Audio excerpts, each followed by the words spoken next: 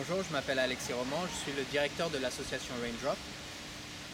J'ai créé cette association en 2010 suite à la demande d'agriculteurs indiens qui souffraient de 7 années de sécheresse et qui étaient menacés de famine. Je me baladais dans ces villages pour connaître un peu la situation des gens lorsque, dans un des villages, une vieille dame me dit « Aidez-nous, on est en train de mourir ». Et ce fut en moi comme un déclic, qui est un raisonnement qui a fait écho avec ce désir que j'avais d'agir au service des gens les plus vulnérables.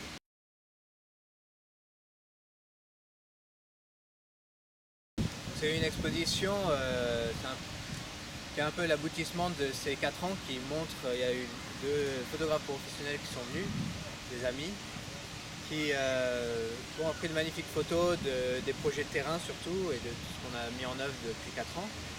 Et donc c'est une expo où on a voulu d'une part sensibiliser, montrer un peu les situations en Inde, les problèmes de désertification, qui est un enjeu mondial auquel on apporte peu d'importance, mais qui touche tous les pays et également la France.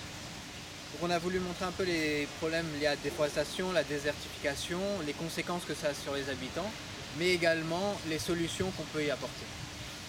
Et c'est ça le deuxième objectif de cette exposition photo, c'était d'encourager à l'action pour que les gens, de la manière qui leur convient, puissent agir dans le domaine qui leur semble bon à leur intérêt.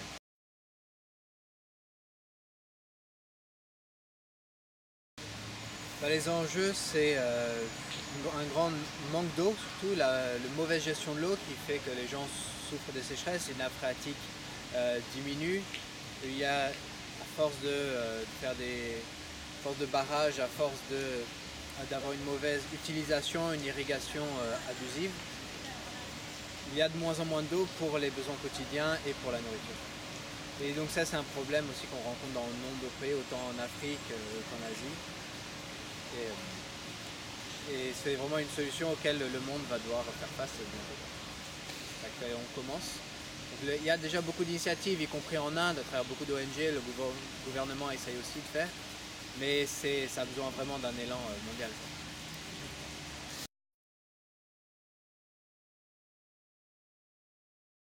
Donc, au niveau de la communauté internationale, il y a toutes les négociations sur le changement climatique auxquelles on participe aussi. Où là, on fait face un peu aux difficultés des enjeux environnementaux, c'est-à-dire que c'est des enjeux où tout le monde doit être d'accord. Si un pays, surtout les gros pays, décide de ne pas participer, ça nuit à tous. Donc c'est sûr que dans la communauté internationale, dans un premier temps, il faut surtout que les pays arrivent à se mettre d'accord sur des enjeux et sur des enjeux et des objectifs chiffrés. Après, des institutions publiques françaises, en effet, comme fait l'agence de l'eau, continuer à financer les initiatives de terrain parce qu'on réalise que c'est aussi beaucoup à travers des petites initiatives de terrain qui travaillent vraiment près des populations qu'il y a aussi des changements profonds qui se font.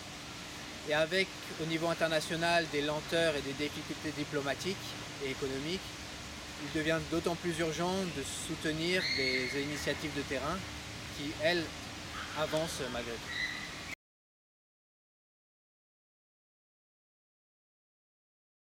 Il y a des signes encourageants dans le sens où il y a énormément de nouvelles initiatives, de nouvelles associations qui se créent.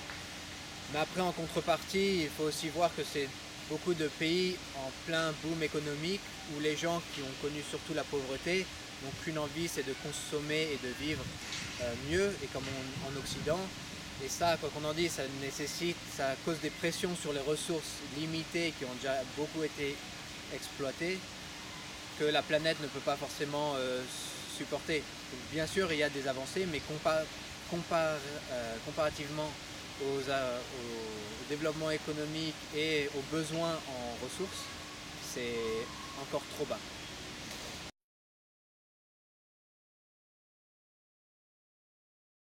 En Inde, les femmes ont un rôle très difficile qu'on n'a pas retrouvé en Afrique, par exemple, où les femmes sont complètement soumises aux hommes.